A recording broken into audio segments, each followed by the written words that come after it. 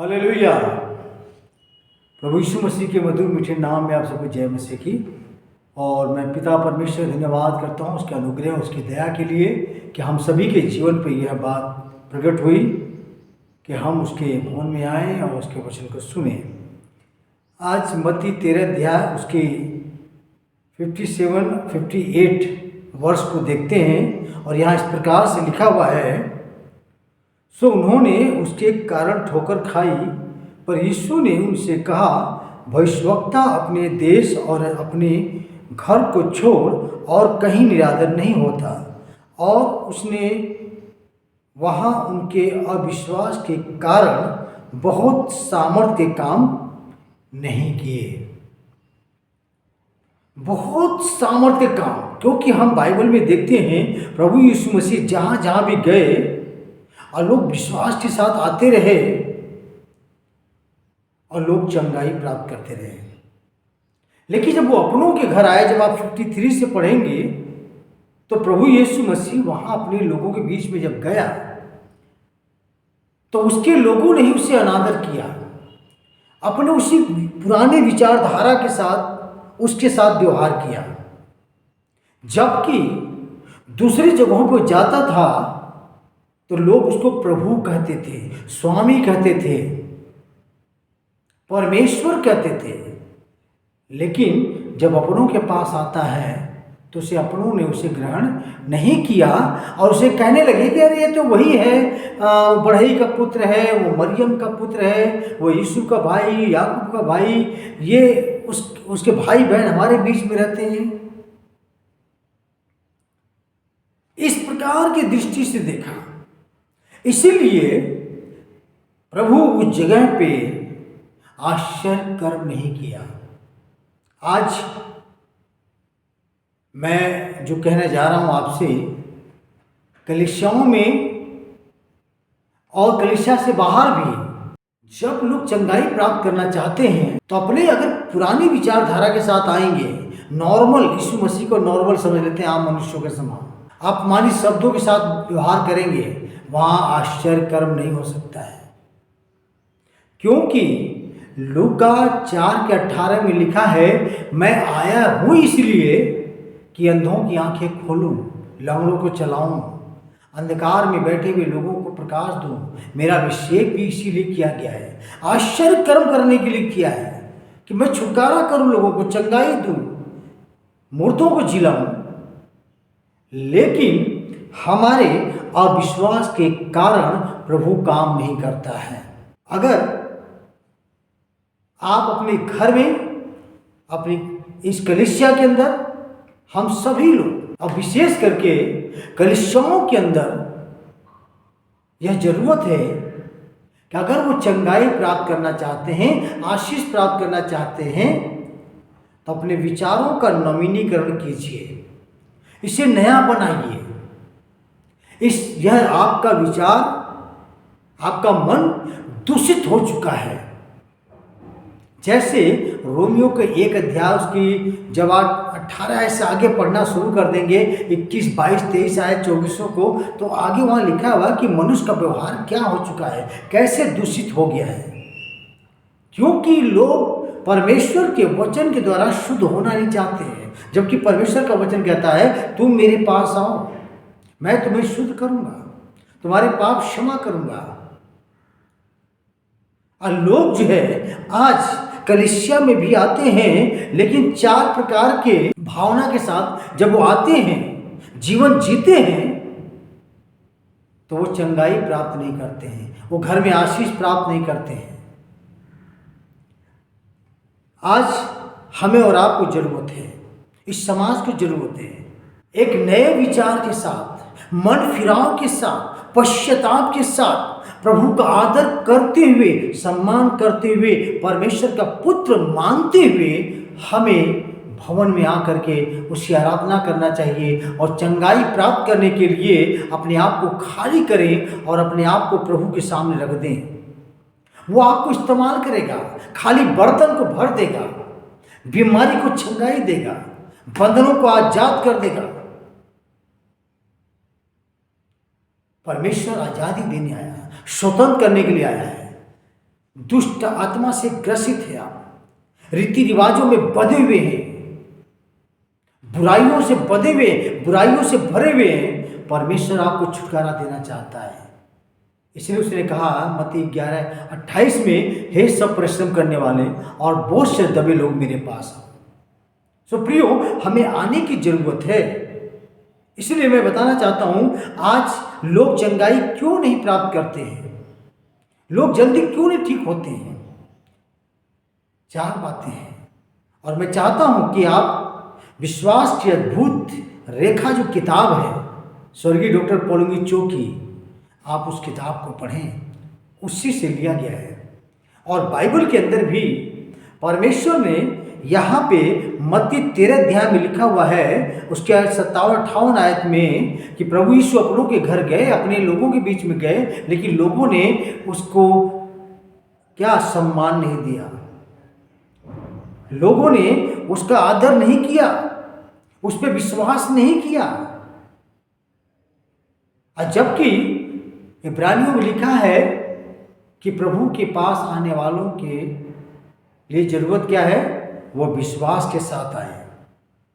Bible में पूरा देखते हैं, लोगों को विश्वास था, घर के छत को भी फाड़ करके नीचे मरीज को उतार दिया।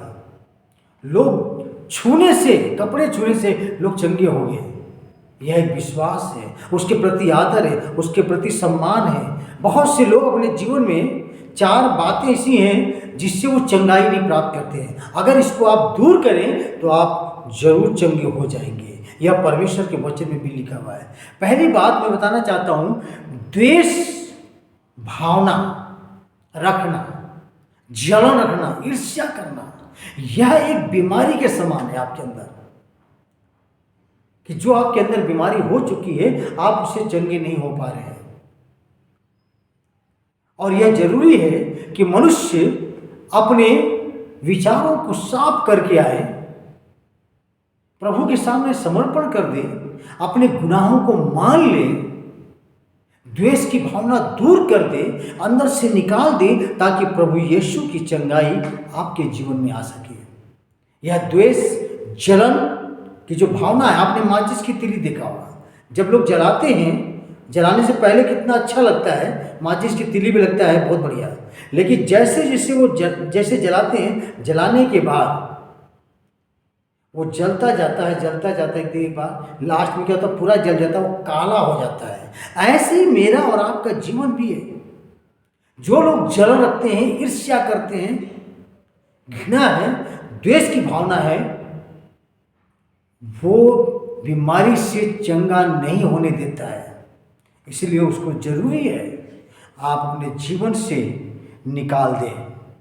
दूसरी बात, भय का पाप। आप समझ सकते हैं ये भय क्या चीज है, भय से क्या बीमारी बढ़ सकती है, भय आने से क्या मनुष्य बीमार हो सकता है? जी, आपके जीवन में अगर भय आ जाए तो आप कमरे से भी बाहर नहीं जा सकते हैं। हमेशा आपके डर लगता रहेगा, आप भयभीत जीवन जिएंगे और वह आपको अकेलापन कर देगा।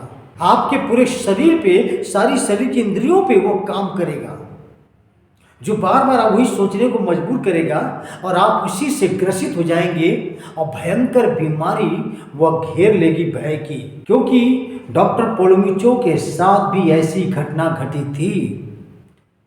वह भय के कारण क्षय रोग से ग्रसित हो गए और वह भय उनको खाई जा रही थी, वो भर नहीं पा रहे थे।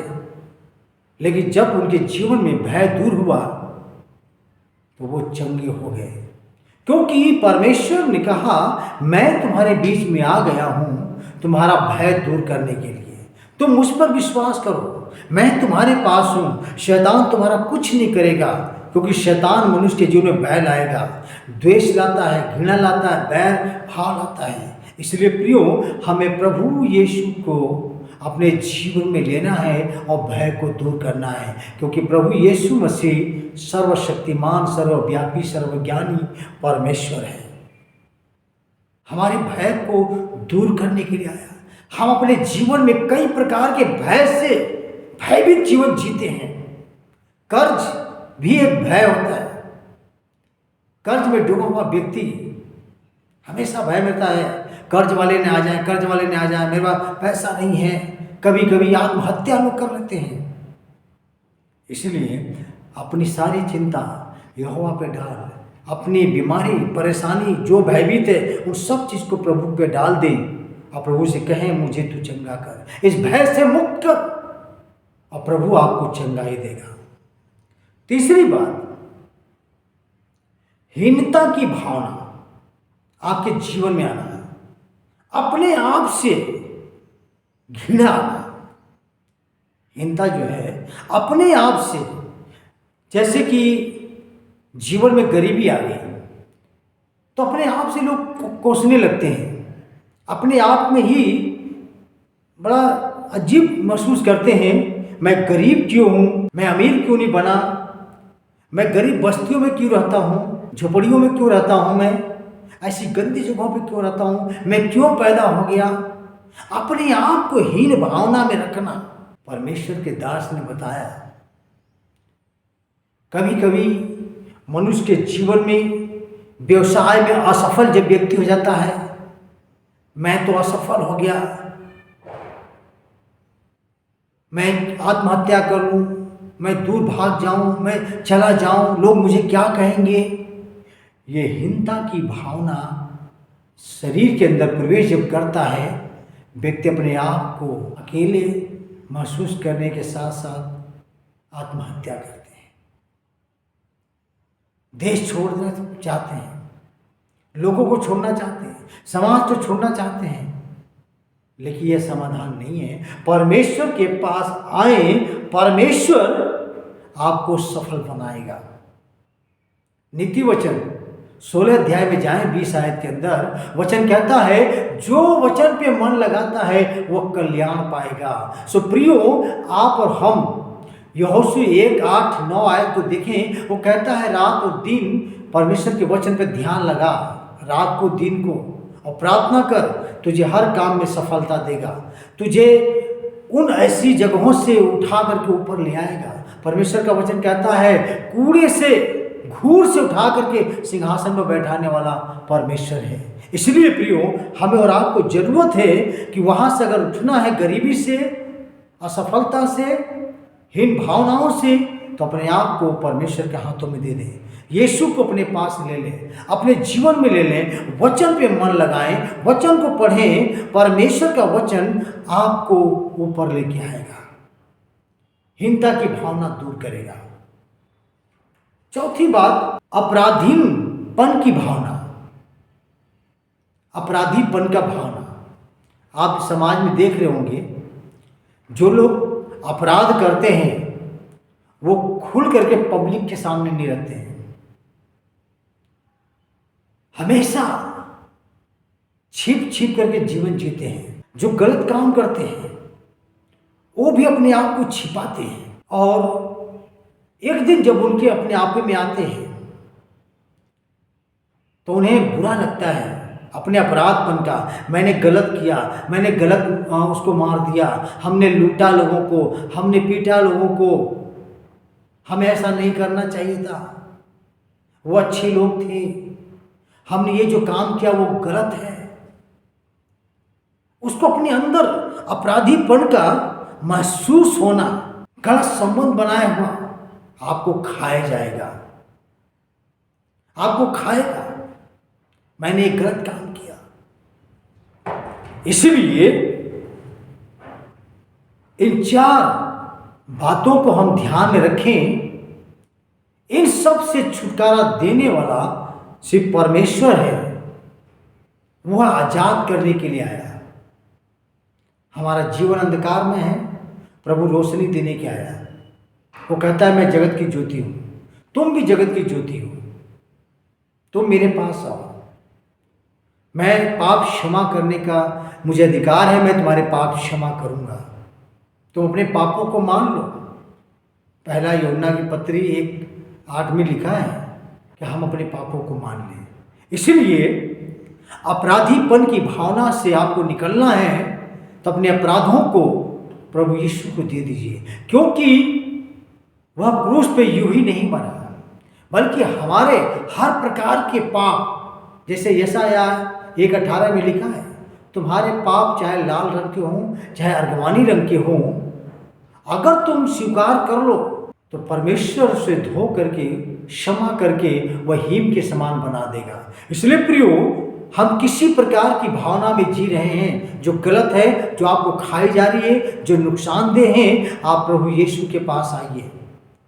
हमारे पापों को लेके क्रूस पे चढ़ गया, मारा गया, गाड़ा गया और दफनाया गया, तीसरे दिन मुर्दों में से जी उठा, वो स्वर्ग को उठा लिया गया, फिर शीघ्र आने वाला है।